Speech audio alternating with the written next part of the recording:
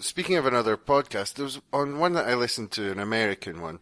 Someone was suggesting that actually Trump better than Cruz because they hope that Trump will sort of blunder around and cause a fuss but not get much done in the end. Whereas if you really want to dismantle, the welfare state and any vestige of social justice, Ted Cruz was someone that knew where to place the bombs, to place the landmines, so to speak. That was the phrase on.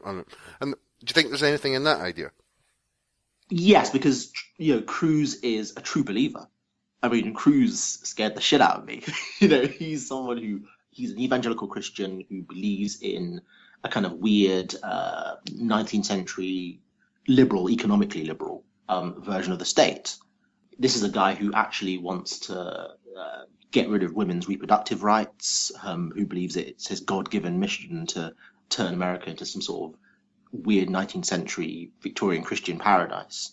And Trump, I mean, it's a difficult one. It's like on the issue of foreign policy with him. You just don't know. Sometimes he comes across as an isolationist. Sometimes he says he wants to carpet bomb Syria. You just don't know. For me, there are 2 pointers, which is his team that he's assembling. That might give us, concern for thinking that he is actually maybe could be as rabid as Cruz. I think that there's another thing, which is the makeup of the legislative houses, so the Congress. I think with Trump, I always felt that instinctively he couldn't be placed on the political map. There are parts of his agenda which are extreme right. There are parts that are pretty middling. But at least you've got, the Democrats and the Republicans in the Congress that can water down anything that he wants to do. So it's going to be really difficult because Cruz, you know exactly what you're getting. You're getting sort of a rabid right-wing evangelical form of republicanism. With Trump, yes, you've got the methods of his campaigning, which were, anti-Hispanic, anti-black, anti-women, but at the same time, you still just don't know. So yeah, I couldn't really say. All I know is how bad Cruz would have been. And, well, you mentioned Trump's team there. That's going to give us an idea of what's going to happen, and it isn't looking good. We've got a climate change denier who's going to be in charge of the Environmental Protection Agency. Mm. We've got people who are very, very anti-female reproductive rights and so on. He's going to get the chance to probably change the Supreme Court in favour, and they might overturn abortion laws in America, Roe versus Wade. And it is looking that the team around them are going to be as rabid as Cruz, though. This is the problem. Yeah, I mean, the one thing that I've been looking at is not only the appointment of Steve Bannon, who is associated with Breitbart and part of that anti-Semitic right, but people like, there was this rumour that Rudy Giuliani was going to be Secretary of State, which I couldn't believe. I don't think it will happen, touch wood. There was a journalist from ABC News that said that Trump was going to be talking to Mitt Romney to be Secretary of State. Yeah, I could swallow that. I could tolerate that. I mean, Mitt Romney's not my ideal guy, but at the same time, we're talking about the best of a bad bunch here.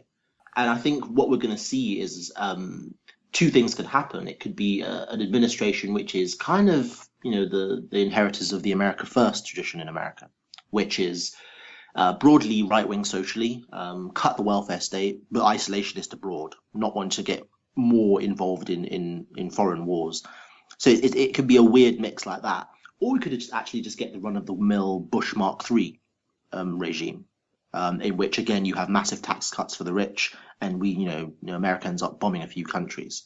But I'd be on the lookout for who's going to be Secretary of State, who's going to be Secretary for Defense, because already that's causing a massive uproar in America because the security services are worried about Trump. They worry that he represents a shift towards isolationism for America, and the impact that's going to have on the whole of the world in terms of what everyone else does with their foreign policy is huge. When you think about Syria, you think about Iraq, you think about what the security services want to do against ISIS. You think about NATO and the defense systems of Europe. You think about what Russia and China are going to do. So there are a whole set of ramifications that go beyond America's borders.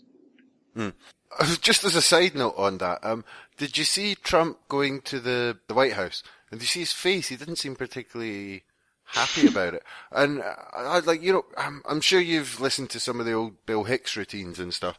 And he always says, it doesn't matter who gets voted president. They take you and they sit you in a smoky room somewhere and they show you a shot of the Kennedy assassination from an angle you haven't seen before. And then they say, any questions? and then you just have, yeah, what's my agenda? Now, I'm not quite as conspiratorial as that, but I do think there's a possibility that they probably sit Trump in a room and go, right, here's your Secret Service file, Donald. Yeah. Misbehave, and some of this could become public. I mean, I don't know. Trump's face could certainly make you think that was a possibility when he went to the White House. I don't know. Well, yeah, I mean, he's certainly got a lot of skeletons in his closet. I mean, the problem is we've probably heard half of the stuff that's come out anyway. I mean, I honestly think that he probably didn't think he was going to win. I mean, he's a winner. He's a great winner. We're going to be winning so much. Healthiest president ever. 70-year-old fat man. But I don't think that he thought he was going to win. I think that he went into that meeting and came out shitting himself, realizing I've actually got to go do this now. Especially when you look at the security briefing. It's like he went and had a meeting with Obama, and Obama basically told him everything about foreign policy, everything about the security threats to the United States. And you could imagine him coming out thinking, I don't want to do this anymore. Call back Hillary. Call her back. Yeah. And this is what happens when you get a big man-child running as the candidate of one of America's political parties. But, he's going to have to roll up his sleeves and actually do some bloody work now, isn't he? Yeah, I did sort of see that in his face. I think maybe it's dawning on him what he's done now. What would Obama have said? Well done, Donald. You now know that everything that goes wrong in the world is your fault, don't you? Well, yeah. I mean, it's really interesting. I remember looking at Obama and a whole range of thoughts popping into my mind. I mean, first, this is a guy who, this is America's first African American president. Having to hand over office to a guy who was officially endorsed by the KKK, whose legacy pretty much is destroyed. I mean, it's pretty much kaput. His Affordable Healthcare Act, I can't see that surviving the next 2 years. I mean, although Trump said something really interesting, saying he will not repeal it unless he's got a replacement. The Republican Congress might have something to say about that, but we'll see. I imagined what Obama must be thinking in terms of his feelings to Hillary Clinton. I mean, I bet they haven't spoken on the phone. Because if you're Obama, you're thinking, you had one job to meet this guy, and you couldn't even do that, and now my whole legacy is down the drain. But, he could also be thinking in the back of his mind, you know what, screw it, I'm out. Think fast, throwing Trump the hot potato that is the presidency. So there's really interesting feelings about what Obama thinks. I think there's interesting questions for not just Trump, but the Democratic coalition, like what the Democratic Party does after this, because the way this election went down, it's completely destroyed the pretty picture that the Democratic Party had, which is the changing demographics of America will make a Republican presidency impossible. To which Donald Trump answered, I'm a winner. So that's something that I think all progressives on both sides of the Atlantic really need to think about, where to go from here. Just at the risk of having to put a parental advisory warning on the podcast, any listeners who are holding out that he is a 70-year-old man and something might happen to him, could they just point out that Mike Pence is a fucking lunatic as well?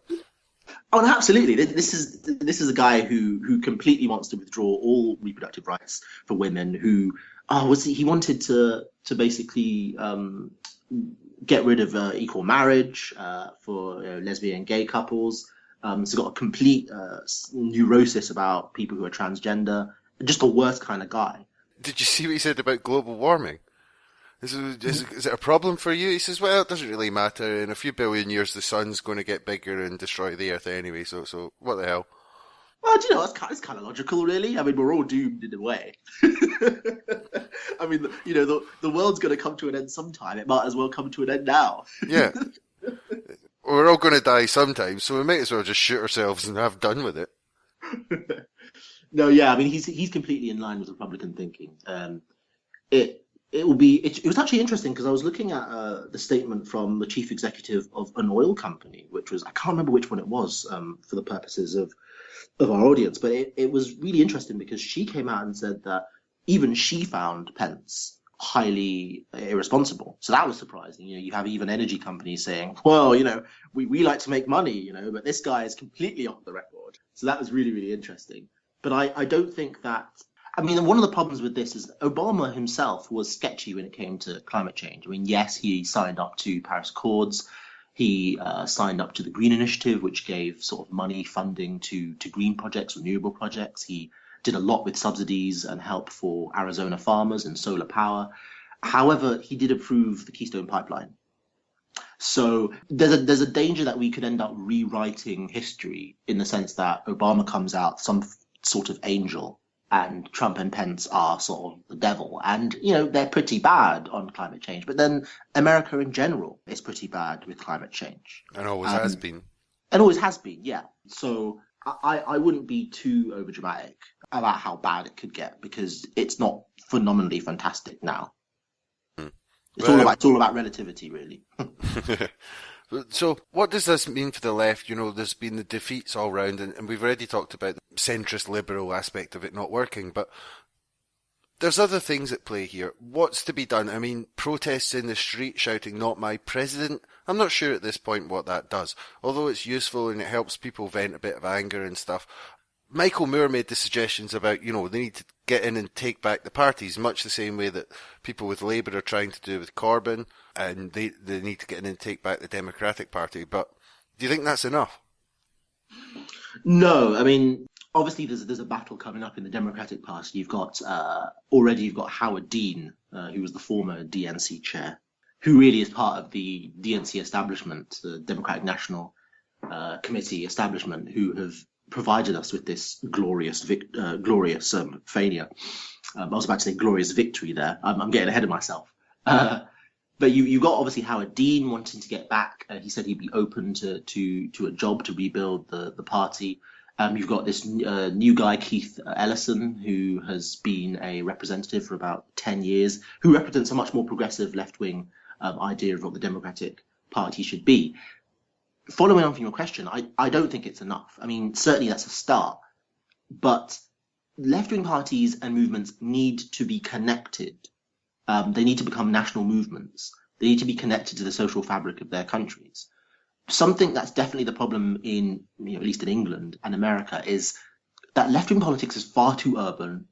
It's far too limited to big urban centres, to capital cities, to areas where we know the same people and we associate with the same kind of local politics. We need to make it so that social democracy is everywhere. We need to have rebuild community bodies, whether that, you know, we used to have the trade union, we used to have the church, we used to have the working man's club. We don't have anything that's on the ground, that's grassroots, that can affect change within communities that don't really feel connected to liberal left politics. You think about the role that, you know, the 18th and 19th century, when socialism was really being built up, the role that the working man's club had in connecting ordinary people to political movements. It's not a question of left-wing people going into areas which don't have, you know, Labour parties or whatever, or Democratic parties or strong democratic bases, but it's about going in and recruiting people and inspiring people within those communities. But I think one of the problems is you had people who looked at the Democratic Party, look at the Labour Party, and don't see a party which represents them, haven't seen a party that has represented them for years. So we don't only need to take back the party and change ideology and ideological approach. We need to think about practicalities on the ground. How do you inspire people? How do you develop an election-winning machine all across the West? Because the left have got into a position of being reactionary and of being an ideology of protest. And look, as you said, protest is fantastic, but we need to think about how do you actually become relevant to people's lives without yielding to, you know, xenophobia, racism, sexism. But that's an interesting point as well, because one of the critiques we've seen of the left in all the recent elections and the rise of the right that we've been seeing, one of the critiques that's come up quite often, there might be something to it, there might not, I tend to change my mind about it quite often. There's a feeling that certain people who voted for these right parties are doing it as a rejection of the left, because the left has concentrated on, social leftism, gay and LGBT and so on, at the expense of economic leftism. So, like you said, there's outrage and there's reaction when someone uses a wrong terminology and so on. Yeah. And then